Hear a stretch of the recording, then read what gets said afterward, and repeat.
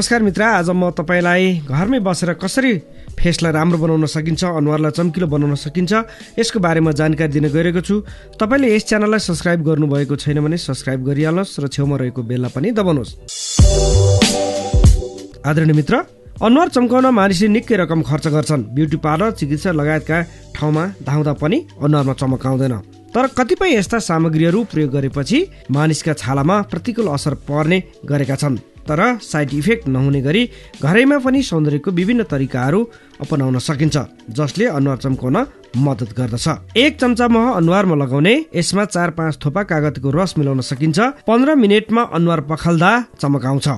2 चम्चा बेसनमा आधा चम्चा बेसार मिलाउने, त्यसलाई 10 थोपा गुलाब जल कागतीको रसले लेदो बनाउने। सो लेदोमा काँचो दुध घोलेर पातलो लेप लगाउने र अनुहारमा लगाउने। करिब 20 मिनेट पछि अनुहार पखाल्ने। हप्तामा 1 पटक यो तरिका अपनाउँदा अनुहारमा चमक आउँछ। पाकेको केरा मुछेर अनुहारमा लगाउँदा चाउरीपना हटाउँछ, छालालाई कसिलो बनाउँछ।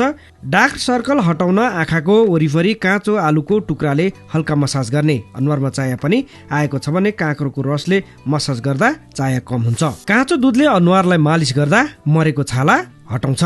नीमको पातलाई पिसेर लेदो बनाएर लगाउँदा छालाको रोग प्रतिरोधात्मक क्षमता बढाउँछ। यसले डन्डीफोर हटाउन पनि मद्दत गर्छ। काँक्रोको रसमा बेसार मिसाएर अनुहारमा लगाउँदा चमक आउँछ।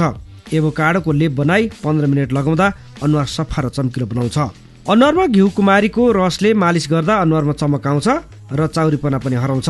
सुन्तोलाको बोक्रालाई घाममा सुकाएर पिसेको धुलोमा कागतीको रस मिलाएर लेप लगाउने, यसलाई फेसवासको रूपमा प्रयोग गर्न सकिन्छ। आदरणीय मित्र, यस्ता विविध स्वास्थ्य सम्बन्धी टिप्सहरू लिएर म फेरि पनि आउनेछु। तपाईँले भने यस च्यानललाई सब्स्क्राइब गर्नुभएको छैन भने सब्स्क्राइब गर्नुहोस् र छेउमा रहेको बेलला पनि दबाउनुहोस्। हस्त यहाँको जीवन सुखमय रहोस्। हस्त, नमस्ते।